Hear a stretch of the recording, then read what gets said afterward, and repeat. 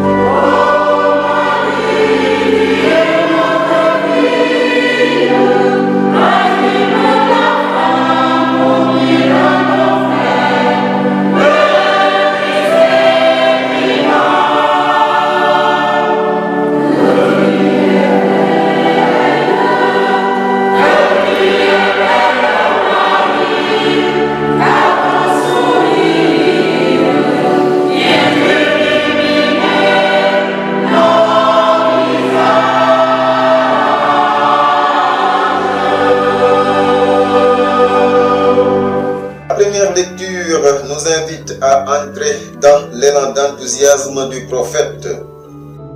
Il s'adresse pourtant à une communauté qui se trouve réduite à une poignée de rescapés. Nous n'avons pas de mal à nous reconnaître dans cette description. Il est de bon ton d'être inquiet pour l'Église. C'est vrai que la baisse de la pratique religieuse le manque de prêtres, les divisions entre chrétiens ont de quoi nous inquiéter. Mais le prophète intervient pour nous rappeler que Dieu n'a jamais cessé de nous aimer. Il se présente à tous comme l'époux qui est passionné d'amour pour son épouse. Sa puissance, sa gloire vont éclater à tel point que tous les pays voisins seront émerveillés.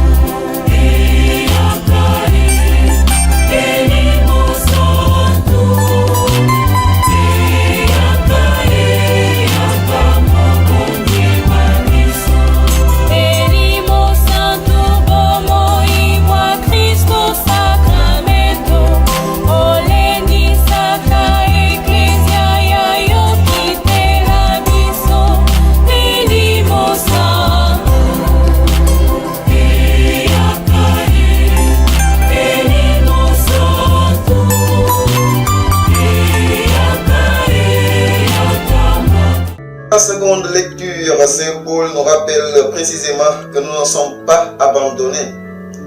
Si des communautés chrétiennes se développent, c'est d'abord grâce à l'Esprit Saint.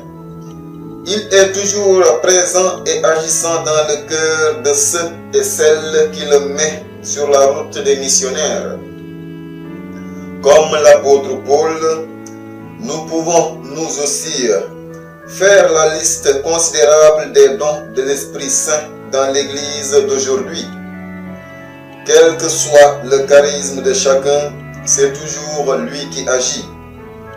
C'est d'abord grâce à lui que le travail des missionnaires peut porter du fruit.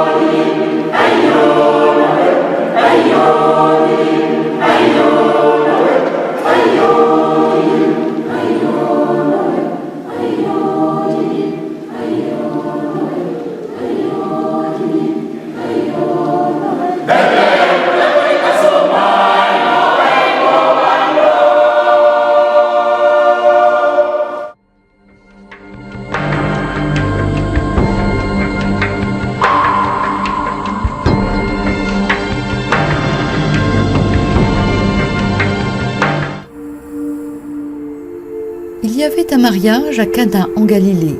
La mère de Jésus était là. Jésus aussi avait été invité au repas de noces avec ses disciples. Or, on manqua de vin. La mère de Jésus lui dit « Ils n'ont pas de vin ».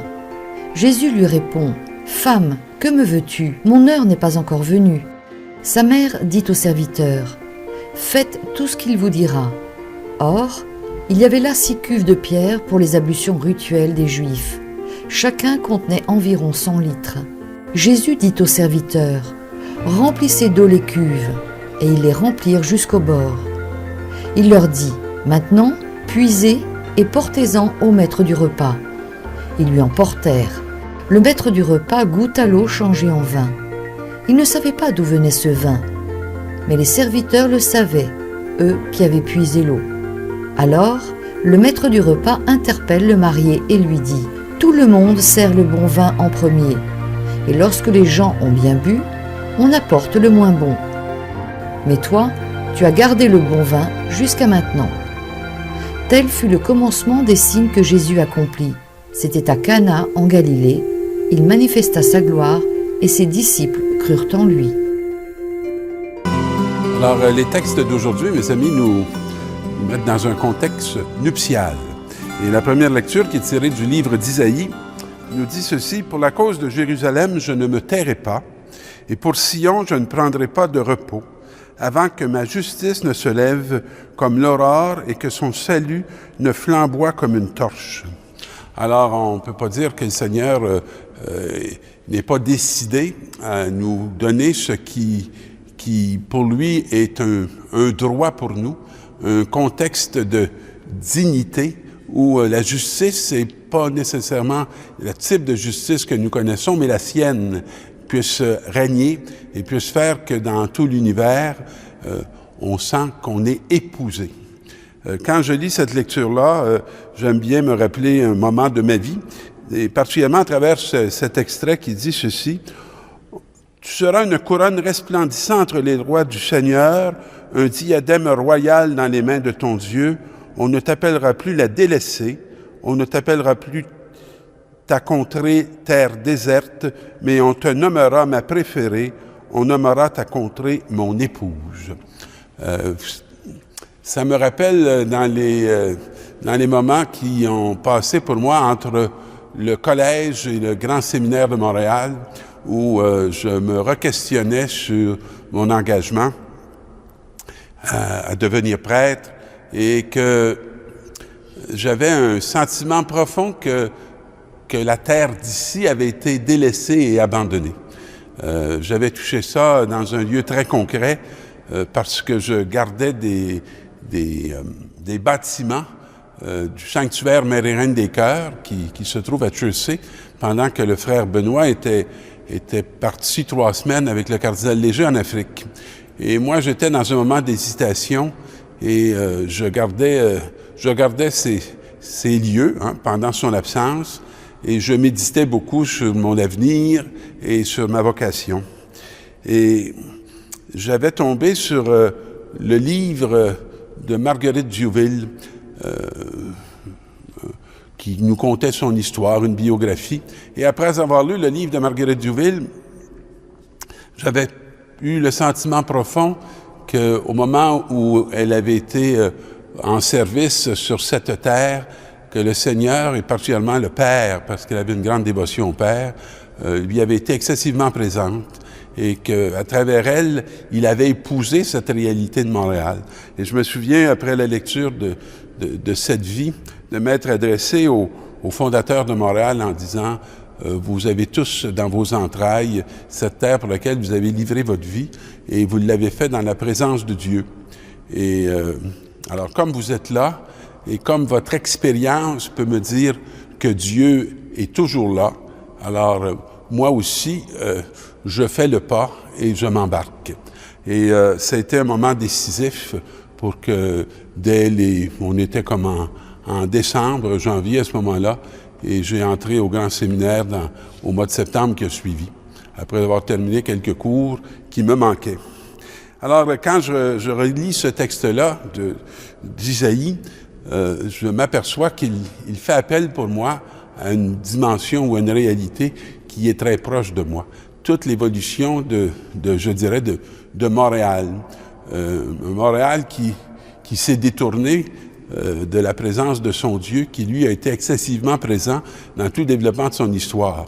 Puisque Montréal a été un désir clairement, je dirais, exprimé à travers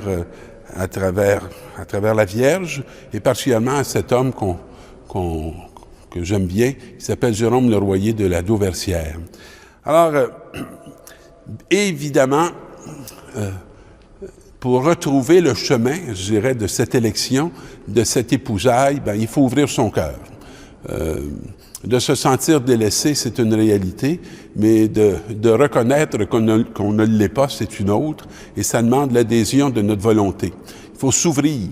Il faut s'ouvrir à la présence de Dieu qui est là et le découvrir à travers des signes, non pas, je dirais, d'un nombre, d'une grande pratique religieuse, mais à travers des signes très concrets d'un amour qui se laisse découvrir par les cœurs qui le cherchent. Dans la deuxième lecture, aujourd'hui, ça va être notre ami Paul qui va nous parler des charismes de chacun, des dons de chacun, et comment tous ces dons-là vont contribuer je dirais, à la construction du corps.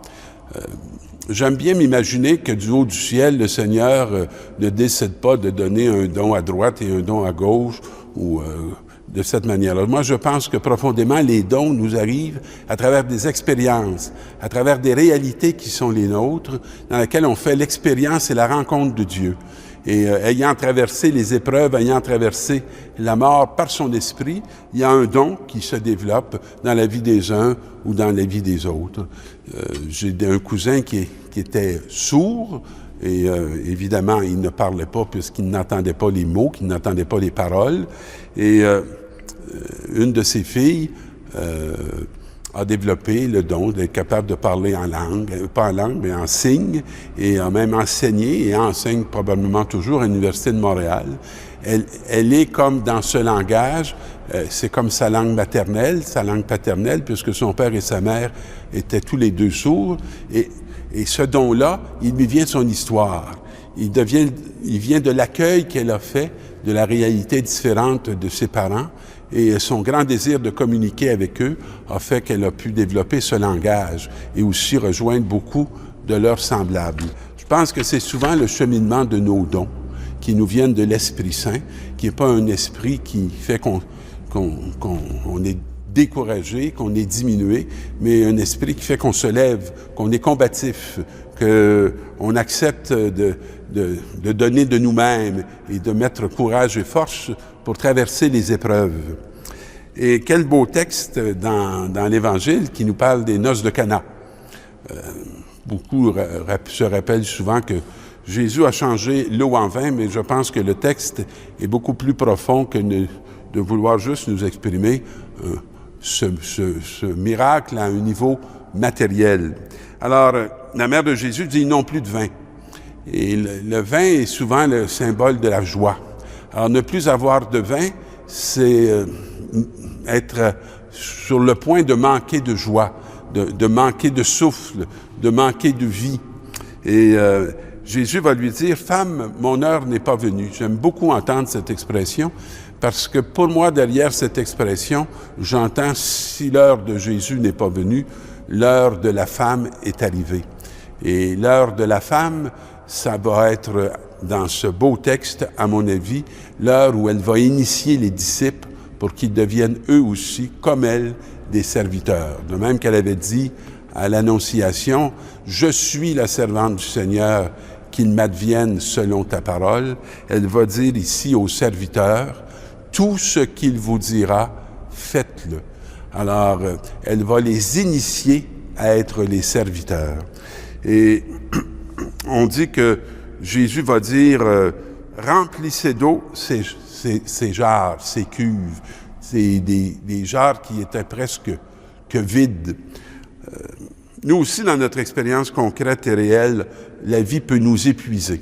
On peut être rendu avec quelques mesures sur la barre d'une dépression, parce que lorsqu'on n'a plus de mesures du tout, on s'effondre ou on s'affaisse. Alors, remplissez d'eau ces jarres, mettez de la vie en abondance. Et qui sont ces serviteurs qui viennent nous remplir? Et qui viennent nous remplir dans ce texte-là, je dirais, de la parole de Dieu, de la parole de Jésus. Alors, la deuxième parole que Jésus leur dit, c'est « Maintenant, puisez et portez-en au maître du repas ». On a pu nous remplir d'enseignements catéchétiques, on a pu nous remplir de transmission, de connaissances, de la foi. Si on ne va jamais puiser dans ce trésor, il reste comme une terre déserte, il reste comme un désert. Hein? Il ne donne pas la vie. Alors, puiser, hein, c'est aller chercher, aller vous enrichir de ce que vous avez reçu, de ce dont on vous a rempli. Et portez-en au maître du repas. Alors, je pense que comme évangélisateurs, ce que nous avons à aller porter, ce n'est pas d'abord notre propre vie ou notre propre expérience, mais c'est la réalité même de Dieu. Et le maître du repas, c'est ces hommes, c'est ces femmes qui vont avoir à accueillir, à entrer dans ce banquet qui peut être comme le banquet eucharistique. Alors, être capable de le recevoir, pour nous aussi être en action de grâce, être en reconnaissance. Et ils lui emportèrent. Et là, on a eu comme deux verbes qui sont des verbes de maternité. Alors, le premier, c'était remplir. Et le deuxième, c'est porter. Et on va avoir maintenant cette chose étonnante, le maître qui goûte l'eau changeant en vin, qui ne sait pas d'où il vient, parce que c'est pas lui qui s'est épuisé à remplir les jarres, mais qui va reconnaître la saveur, l'inédit de ce qui lui est offert. Tout le monde sert d'abord le bon vin en premier, et lorsque les gens ont bien bu, on apporte le moins bon, mais toi, tu vas garder le bon vin jusqu'à maintenant. Ce n'est pas dans le passé que se trouve notre plénitude, mais c'est dans ce maintenant de nos jours et ce maintenant de l'Église qu'on est appelé à faire l'expérience et à la reconnaissance de ce qu'il y a de meilleur. Et tel fut le commencement des signes, et on peut dire c'est le jour où les disciples sont passés de simples invités à une noce et sont devenus, je dirais, des témoins, et ils se sont mis à croire. J'espère que tous ces enseignements qu'on a reçus dans notre vie nous ont fait vivre ce même passage, d'être des invités à des croyants. Bonne semaine, mes amis.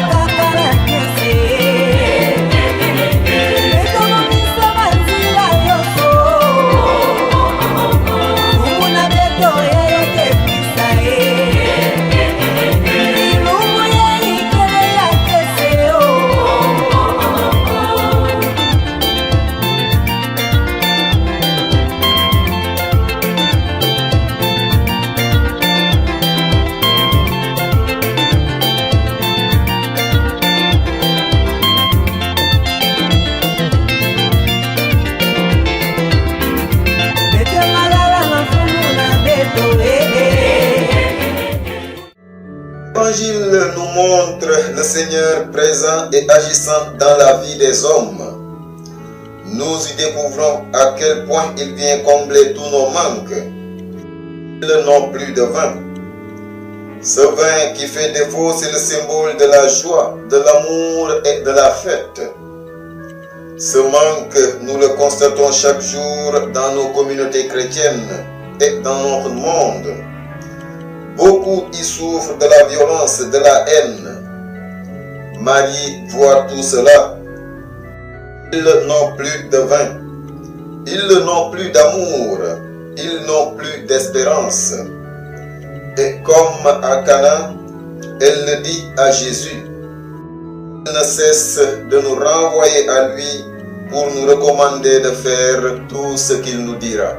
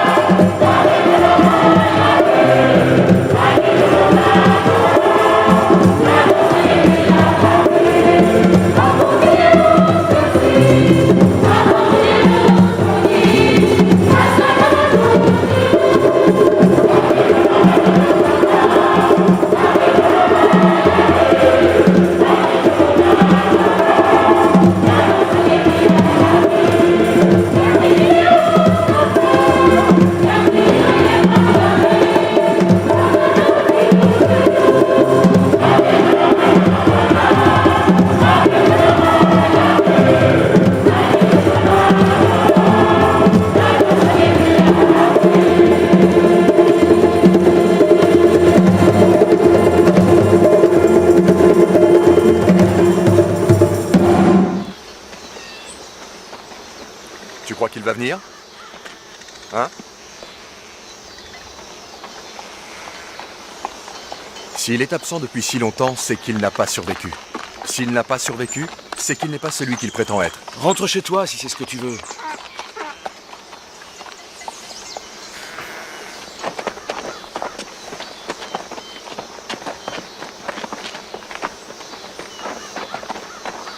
Crois-tu vraiment qu'il soit l'élu?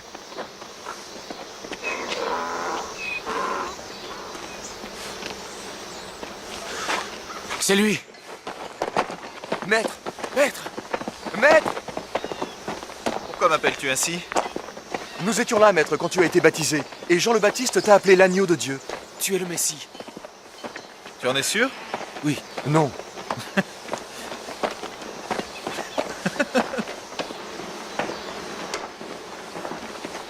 Comment m'avez-vous trouvé? Jean le Baptiste nous a indiqué la maison de ta mère. Que voulez-vous? Devenir tes disciples.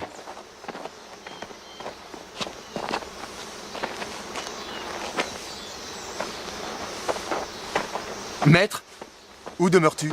Venez, vous verrez.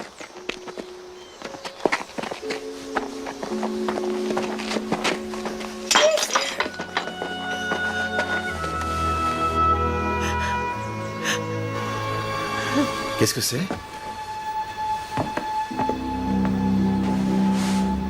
C'est magnifique. C'est toi qui l'as tissé? C'est un cadeau de mariage pour mon cousin Benjamin. Le jeune Benjamin va se marier? Oui. Allons-y. Et tes disciples?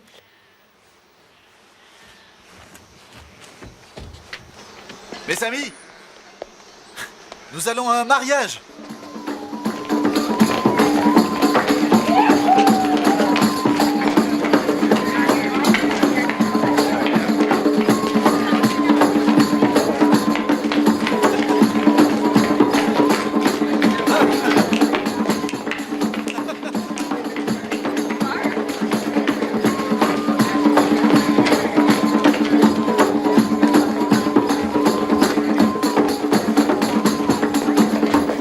Si vous n'approuvez pas mon fils, pourquoi le suivez-vous? Notre peuple est l'esclave de Rome. Nos vaillants guerriers se font tuer. Et c'est ainsi qu'il passe son temps? C'est un homme. Oui, c'est là ma plus grande crainte. Nous sommes des pêcheurs. Nos frères pêchent en ce moment même sur le lac de Galilée. Nous devrions travailler avec eux. Pourquoi? Pour gagner de l'argent? La vie ne se résume pas à cela. Nous sommes venus chercher des réponses. Et nous l'avons vu. Et vous l'avez suivi? Devions-nous? Oui. Pourquoi? Je meurs de soif. Je vais te chercher du vin. Que se passe-t-il, André? Tu ne danses pas? Je danserai quand Israël sera libre et les hommes honnêtes. Alors tu n'es pas prêt de danser? On ne dansera pas du tout s'il faut attendre. Je pensais quand j'ai rencontré le Baptiste que André, Mais il a dit que tu étais l'élu. Et tu passes ton temps à boire du vin et à danser. Il n'y a plus de vin. André, je suis désolé car je vois que je t'ai déçu. Jésus, Je n'étais... Oui, il ne reste plus de vin. oui, mère, mais en quoi pourrais-je y remédier? Peut-être pourrais-tu nous en procurer? Mon heure n'est pas encore venue. Il est temps. Il est temps pour André, pour Jean, et sans doute pour nous tous. Il est temps. Mère, mon heure n'est pas encore venue. Jésus va nous procurer du vin. il ne reste plus de vin. Faites exactement ce que Jésus vous dira de faire.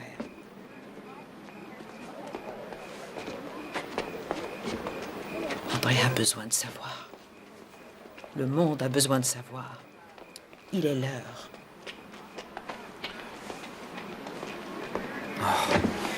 Pourriez-vous remplir ces jarres d'eau? Avec de l'eau? Oui, de l'eau. Oui. Merci.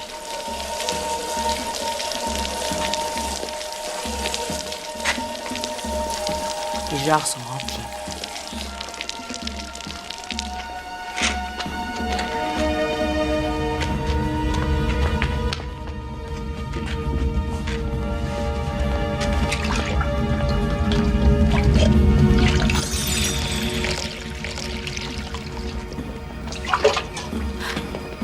Prends-en et donne-en au marié, veux-tu?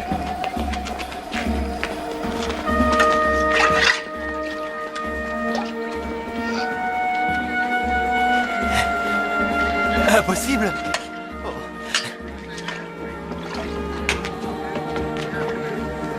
Bois, André. Ce que tu désirais est là.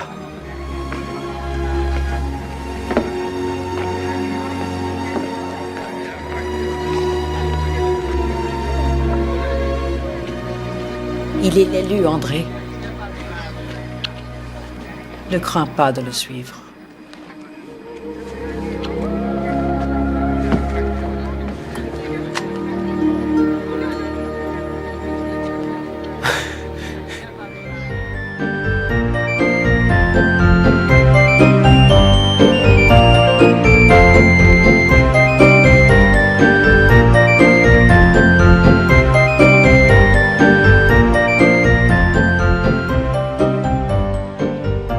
Sœur Claire, nous sommes le deuxième dimanche ordinaire de l'année C et vous allez nous commenter l'évangile de Cana. Les noces de Cana, c'est-à-dire dans Saint Jean chapitre 2, versets 1 à 11. Je suis obligée de commencer en déplorant l'absence de la mention du troisième jour qui est écrit noir sur blanc dans l'évangile selon Saint Jean. Il n'y a pas écrit en ce temps-là, il y eut un mariage à Cana de Galilée, mais le 3e jour, il y eut des noces à Cana de Galilée. Mystère, pourquoi le 3e jour a disparu? Je vais quand même le commenter, parce que c'est le texte. Le 3e jour, c'est toujours le moment des épiphanies, des manifestations divines dans la Bible. Je prends comme exemple un seul, le Exode chapitre 19, verset 16, la théophanie du Sinaï, quand Dieu va se manifester à Moïse sur le mont Sinaï. Exode 19, 16. Or, le 3e jour, dès le matin, il y eut des coups de tonnerre, des éclairs, une épaisse nuée sur la montagne, ainsi qu'un puissant son de trompe. Et au verset 18, la montagne du Sinaï était toute fumante parce que le Seigneur y était descendu dans le feu. Manifestation, le 3e jour. Bon, ça va jusqu'à la résurrection, vous le savez. Alors ici, il s'agit bien d'une manifestation et même de la 3e manifestation, selon ce que nous dit la tradition. 3 épiphanies. La première, c'est l'adoration des mages. La deuxième, c'est le baptême du Seigneur au Jourdain. Et la 3e, ce sont les noces de Cana. Dans la première manifestation, les mages adorent un enfant en qui ils reconnaissent mystérieusement un roi qui en même temps est Dieu et qui en même temps va mourir. Bon, c'est une annonce mystérieuse à travers la personne d'un enfant. Deuxième annonce, deuxième manifestation, Jésus immergé dans les eaux du Jourdain avec l'oiseau, la colombe qui représente l'Esprit Saint et la voix du Père. Jésus est l'un de la Sainte Trinité. Et ici, 3e et sommet de ces théophanies, de ces épiphanies, c'est le miracle de Cana à travers lequel Jésus annonce la passion et la mort, sa passion et sa mort qui vont nous racheter. À Cana, c'est l'annonce de la rédemption, une épiphanie concernant la manière dont le Seigneur va nous racheter. Et d'ailleurs, Cana, le mot Cana, le nom propre Cana, ça veut dire rachat ou rédemption. On peut rapprocher Cana de ce qui est dit dans l'Épître aux Éphésiens, chapitre 1, verset 7. En lui, nous trouvons la rédemption par son sang. Alors, Cana, ça veut dire rédemption, et le vin annonce le sang du Seigneur. Donc, voilà pour le 3e jour à Cana. Il y eut des noces. Alors, sachez que dans la tradition juive, on se marie beaucoup le mardi, c'est-à-dire le 3e jour de la semaine, pour une raison très simple, c'est le jour de la double bénédiction. Lors de la création, tout le monde connaît ça par cœur, chaque fois que Dieu a créé quelque chose, il est écrit « Dieu vit que cela était bon ». Eh bien, au 3e jour, c'est écrit 2 fois. Genèse 1, 10, Dieu vit que cela était bon, et ça recommence à Genèse 1, 13, Genèse 1, 12, pardon, Dieu vit que cela était bon 2 fois pour la même journée, jour doublement béni, une bénédiction pour l'homme, une bénédiction pour la femme, jour de mariage. Le 3e jour, il y eut un mariage ou des noces à Cana de Galilée. La phrase suivante est très intéressante, on peut la traduire un petit peu différemment. La mère de Jésus était là, aussi Jésus fut-il invité avec ses disciples à la noce. Marie est là, pour une raison très simple, c'est que Marie fait partie intégrante de l'humanité. Jésus est invité parce que Marie est là. C'est la présence de la Vierge Marie qui fait venir Dieu sur la terre, qui invite Dieu à revenir habiter parmi nous. C'est tout le mystère de l'incarnation. Marie était là, aussi Jésus fut-il invité. Si on veut inviter Jésus chez nous, c'est pas mal d'avoir la Vierge Marie. Là où est Marie, Jésus est immédiatement invité avec son Église parce que les disciples sont également invités, ils représentent l'Église. Alors ensuite, il y a cette histoire de vin qui manque. On nous dit que, le texte nous dit, on manqua de vin. Et puis il y a toute la suite du texte. Alors c'est très curieux, bon, c'est un mariage où il manque de vin, mais c'est surtout un mariage où manque bizarrement la mariée. Parce que dans un mariage, normalement, on parle énormément de la mariée. Là, il est un peu question de l'époux, bon, enfin qui brille pas beaucoup, et il n'y a pas de mariée.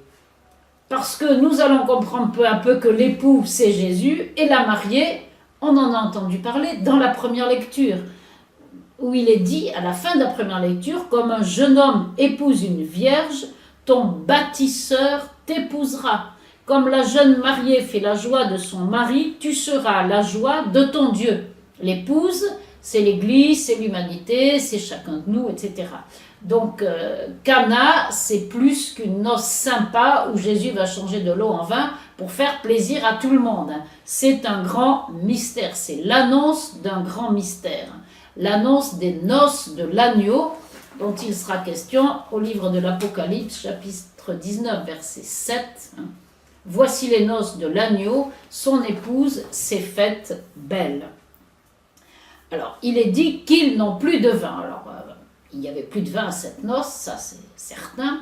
Qu'est-ce que c'est que le vin dans toute la mémoire biblique? Le vin, c'est la joie de la connaissance de Dieu. Le vin, c'est la joie d'être introduit dans les secrets de Dieu. La tradition juive fait le lien entre le mot vin et le mot secret. Dieu nous fait entrer dans ses secrets, Dieu veut se faire connaître. Et du coup, on entre dans une espèce d'ivresse de connaître l'inconnaissable. Dans le Cantique des Cantiques, au lieu de dire « Le Seigneur m'a fait la grâce de se faire connaître à moi en me donnant sa parole », voilà ce que dit l'épouse, Cantique des Cantiques, chapitre 2, verset 4. « Il m'a fait entrer dans la maison du vin ». Cana, ce jour-là, c'est aussi la maison du vin. La maison, le lieu où va se révéler quelque chose du mystère de Dieu. Alors, Marie intercède, c'est sa mission en disant à Jésus, « Ils n'ont pas de vin ».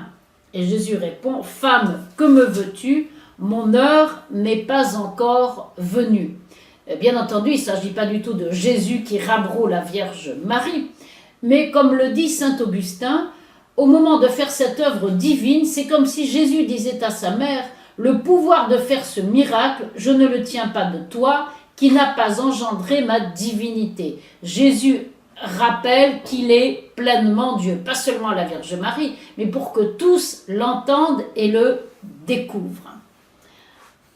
Et ensuite, mon heure n'est pas encore venue, c'est très beau, il y a une très belle réflexion de Benoît XVI là-dessus. L'heure de Jésus, ça va être l'heure non pas du vin, mais l'heure du sang, où il va donner son sang par amour pour nous. C'est l'heure de sa passion et de sa mort, par lequel nous sommes rachetés. On voit ça très souvent dans Saint Jean. Saint Jean, chapitre 12, verset 23, Jésus leur répond, « Voici venue l'heure où doit être glorifié le Fils de l'homme. » C'est l'heure où il va être crucifié par amour pour nous. Et au chapitre suivant, au moment du lavement des pieds, Saint Jean, toujours chapitre 13, verset 1, « Avant la fête de la Pâque, Jésus, sachant que son heure était venue de passer de ce monde vers le Père. » Donc, dans ce sens-là, l'heure n'est pas encore venue, mais Jésus va hâter l'heure, va hâter le temps. En réponse à la prière de la Vierge Marie, il accomplit ce qui est dit dans le prophète Isaïe au chapitre 48 au verset 3. « Les choses anciennes, depuis longtemps je les avais annoncées, elles étaient sorties de ma bouche et je les avais proclamées, et soudain j'ai agi et elles sont arrivées. » Elles ont été manifestées, on pourrait dire. Alors je vous lis un très beau texte du pape Benoît XVI à propos de l'heure dans ce miracle de Cana. « Comment pourrions-nous oublier que ce mystère émouvant de l'heure anticipée existe encore et toujours ? À la demande de sa mère, Jésus anticipe symboliquement son heure tout en renvoyant à celle-ci. La même chose se produit toujours à nouveau dans l'Eucharistie. Exaucant la prière de l'Église, le Seigneur anticipe en elle son retour. Il vient déjà maintenant. Il fête déjà ses noces avec nous en nous tirant en quelque sorte hors du temps, en avant vers cette heure. Voilà. le mystère de Cana, annonce la passion, la mort et la résurrection du Seigneur d'une manière anticipée. Et Benoît XVI fait le rapport avec le mystère de l'Eucharistie. Ça sera repris d'ailleurs par saint Éphrem qui chante ceci. « Bienheureuse es-tu, illustre cité de Cana, c'est chez toi que le premier-né a donné la figure du sacrement nouveau. Au cours du repas, il a exprimé la figure de son sang. Les sacrements célestes constituent l'union nuptiale, car lorsque nous mangeons son corps et buvons son sang, lui est en nous et nous en lui. » L'eau changée en vin au jour de Cana, c'est le mystère des sacrements, le mystère de la communion des noces qui nous unissent au Seigneur Jésus et rien de moins. Et tout ça s'est passé grâce à l'obéissance de la Vierge Marie et à l'obéissance des serviteurs. Sa mère leur dit « Tout ce qu'il vous dira, faites-le ». Et Jésus leur dit « Remplissez d'eau ces jarres qui font en gros 600 litres. » Ils les remplirent jusqu'au bord. Marie obéit, les serviteurs obéissent et le miracle peut s'accomplir. La vie de Marie n'est qu'obéissance, nous le savons, au jour de l'Annonciation, Luc 1, 37, Voici la servante du Seigneur, qu'il me soit fait selon ta parole. Et ici, eh bien, que tout se fasse selon la parole du Seigneur et qu'il n'y ait pas d'obstacle à cette parole. D'où le miracle de Cana.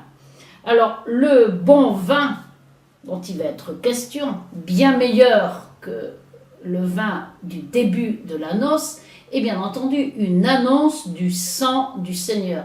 Ici, Jésus change l'eau en vin, et puis plus tard, il changera le vin en son sang précieux. Il n'y a rien de meilleur que le sang précieux du Seigneur, et en ces temps qui sont les derniers, depuis l'incarnation, eh bien, c'est ce bon vin que nous goûtons et dont nous sommes remplis. Ce vin qui est à la fois le sang du Seigneur et l'Esprit Saint, puisqu'à la Pentecôte, ils étaient remplis de vin nouveau. Bien entendu que c'était ce vin-là dont il était question. Et je vais terminer avec une prière de Saint Romain ou Romanos, le Mélode. Très haut, Saint, Sauveur de tous, garde sans altération le vin qui est en nous, puisque tu présides à tout. Toi qui, par ta puissance, changes à l'eau en vin, change en joie l'angoisse des péchés qui nous oppressent par la Mère de Dieu, ô Christ Dieu, toi qui as tout créé avec sagesse. Sœur Claire, merci.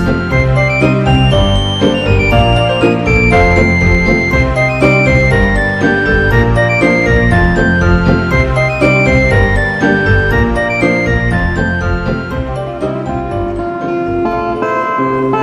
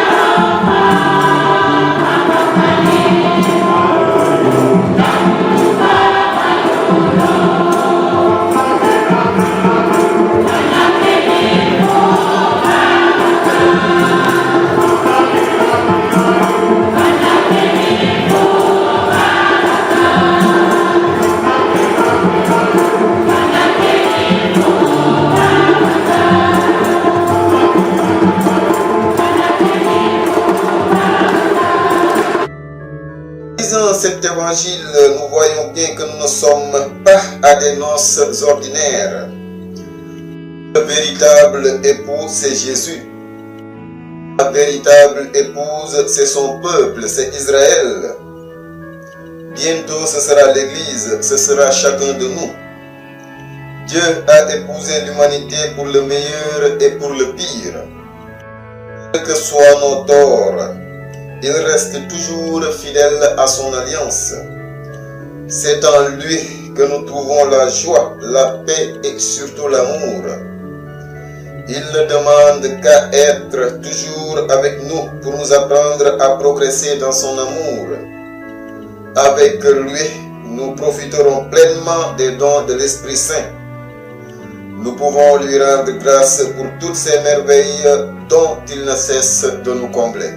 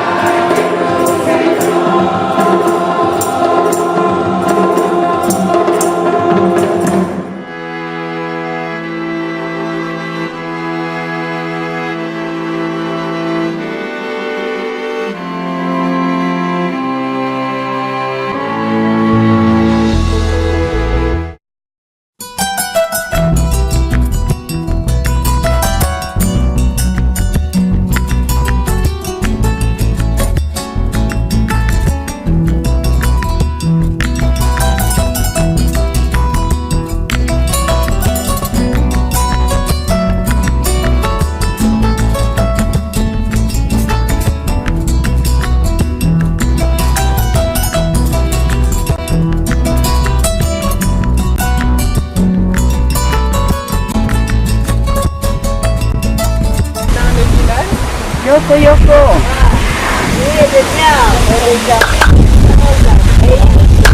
Dans ce village, les femmes n'ont pas encore de moulin. Dans plusieurs villages, les femmes ont pu avoir des moulins, mais pas encore dans le village de Lulisingan. Donc la tâche, elle est très lourde pour elles. Il faut piler. Et pour enlever le sang, il faut piler et pour faire la farine avant d'arriver à la transformation et pour arriver à la préparation.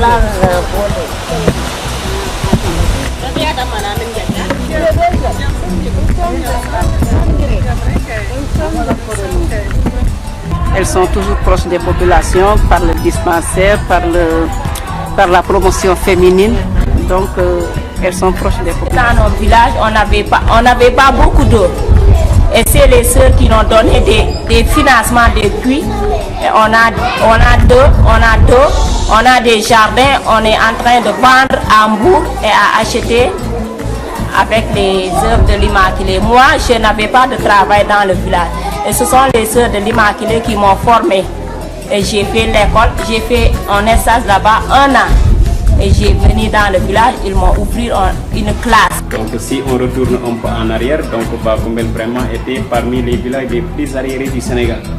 Donc il n'y avait pas d'infrastructure. Mais lorsque les sœurs sont venues tout simplement, donc il y a un esprit de changement, n'est-ce pas, qui s'opère.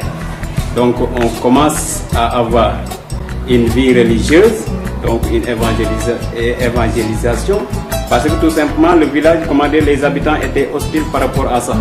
Donc lorsqu'ils ont vu les sœurs, donc ça leur a un peu inspiré, avec donc l'esprit d'Émilie, donc et c'est tout à fait normal. Donc c'est une mission noble pour les sœurs de descendre dans les villages parce que tout simplement c'est la voix des peuples, n'est-ce pas, qui les appelle. Et ce qui est plus émouvant à moi, c'est que la sœur Jeanne se déplace tous les dimanches, parce que je ne peux pas aller à la messe, elle amène la communion.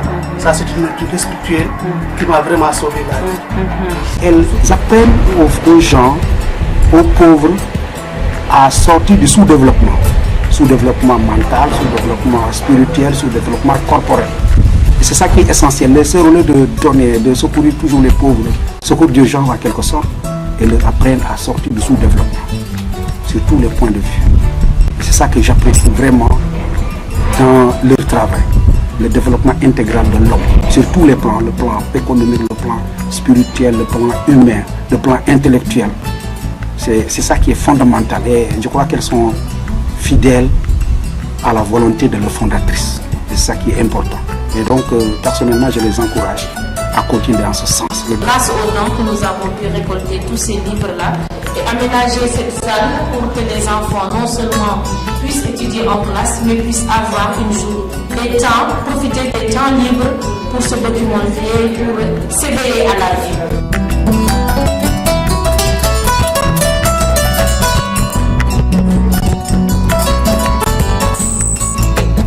Il s'agit tout simplement pour les chrétiens d'aller avec beaucoup de sérénité et de courage, avec beaucoup d'audace à la rencontre des musulmans.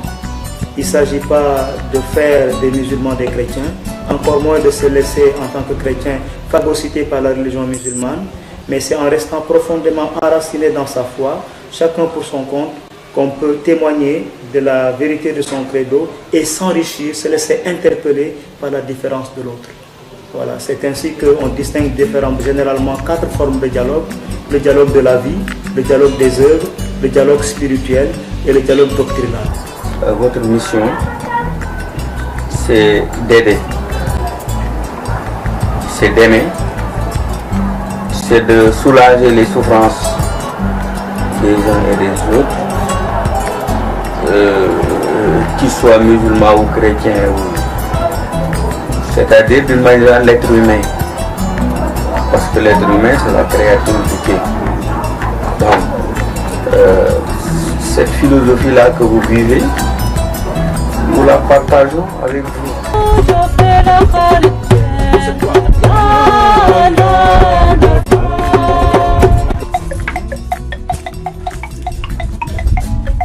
En ce jour de fête et de joie, Seigneur, reçois l'action de grâce de toute la famille bleue en communion avec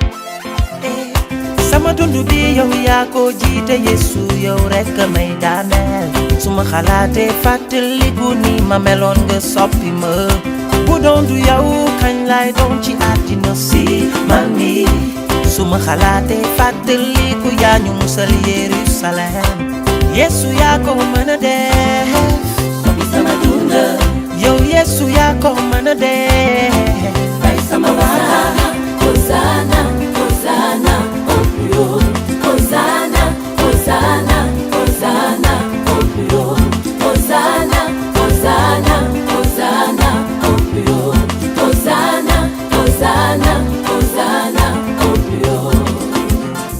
Je ne pourrai jamais oublier ce que tu as fait pour moi.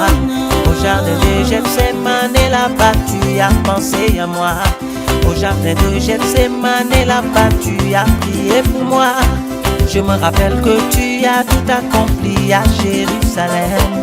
Innocent, mais tu as supporté nos souffrances et nos douleurs. Tu es monté jusqu'à la croix pour sauver nos vies. Tu t'es donné jusqu'à la mort pour donner la vie. Tu nous as donné la vie. Yeah, Hosanna, Hosanna, Hosanna au plus haut. Hosanna, Hosanna, Hosanna au plus haut. Hosanna, Hosanna, Hosanna au plus haut. Hosanna, Hosanna, Hosanna au plus haut.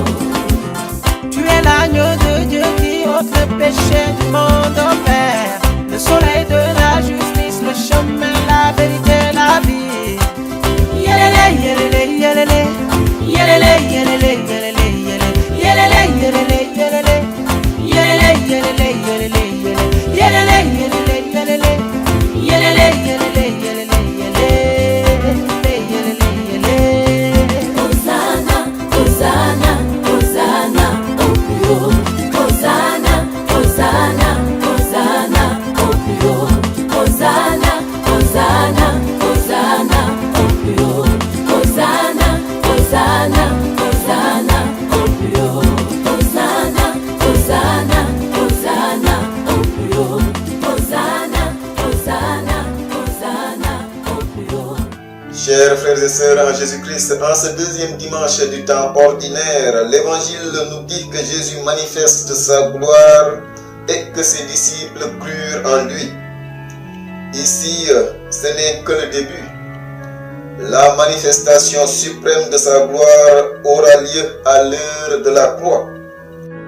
Le signe de Cana nous annonce la joie débordante de Pâques. Le vin servi en abondance est le signe de la nouveauté et de la puissance de l'Évangile. À Cana, Jésus a remplacé l'eau par du vin. Mais n'oublions pas qu'il veut changer notre vie fade comme de l'eau en une vie bonne et savoureuse comme un grand cru. Un jour, ce sera la grande surprise. Nous pensions qu'il aurait servi le bon vin en premier. Encore une fois, une dernière fois, nous découvrirons que Jésus aura gardé le meilleur pour après et pour les siècles des siècles. Bonne semaine dans le Christ et bonne suite de programme. Moi, j'ai décidé de sourire. Je ne suis pas faite pour souffrir. Non, non, oh, j'ai décidé de vivre. Je ne laisserai rien me détruire. C'est Béa qui me l'a dit quand elle m'a avoué avoir compris que Dieu est un artiste et que son art semble parfois sombre quand il dessine les reliefs de sa vie. Alors, quand des soucis en nombre se succèdent au point de faire de son quotidien un océan agité, il lui devient forcément difficile de comprendre comment faire pour parvenir à ne pas être submergé. Mais dans ces moments, elle se rappelle qu'au fond, vraiment, la vie est belle et elle ferme les yeux, laissant ainsi le grand artiste lui faire visiter son atelier. Elle voit alors dans ses tableaux un moyen d'apprécier sa réalité, en y contemplant des couleurs qu'aucun rêve ne pourrait égaler. Et quand au cœur de la tempête, elle fait des choses simples, des merveilles, moi je décèle en elle une héroïne qui se réveille. S'il qu'il arrive, elle ne laissera rien la détruire. Elle sait qu'elle n'est pas faite pour souffrir, elle a décidé de sourire. Moi, j'ai décidé de sourire. Je ne suis pas faite pour souffrir. Non, non, oh, j'ai décidé de vivre. Je ne laisserai rien me détruire. La vie est un combat, mais Claude ne cesse pas de la trouver belle et d'y voir de la joie, oubliant même ce qui ne va pas. Plutôt que de rester fixée sur ses difficultés, elle puise dans sa foi la source de sa paix, parce qu'elle a compris ce pourquoi elle existe. Bel exemple de courage, elle fait même de l'ombre au nuage. Quand au cœur de l'orage, elle continue à sourire. Et vraiment ce que j'admire, c'est qu'elle ne laisse rien la détruire. Je vous l'ai dit, quoi qu'il arrive, elle a décidé de sourire.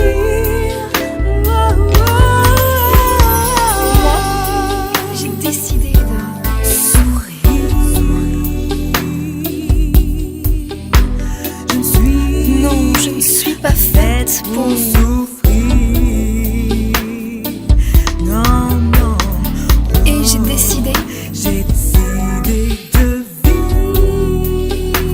Et je ne laisserai rien, non, non, rien. Rien me détruire. Ta vie pourrait être beaucoup plus belle si tu déstressais un peu. Tu baissais les armes, si tu fermais les yeux. Si tu laissais l'artiste dessiner sans chercher à prendre ses pinceaux. Si tu le laissais te révéler le secret de ces tableaux, tu comprendrais alors que le vent rend l'océan agité, mais que c'est aussi lui qui souffle dans les voiles sans lesquels tu ne pourrais pas avancer. Ta vie serait bien plus belle si tu déstressais un peu. Si tu baissais les armes et si tu ouvrais les yeux.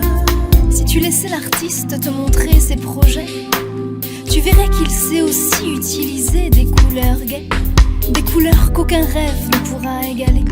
Alors tu ne laisseras plus les circonstances te mentir et te forcer à souffrir. Tu garderais espoir en l'avenir et tu déciderais de sourire.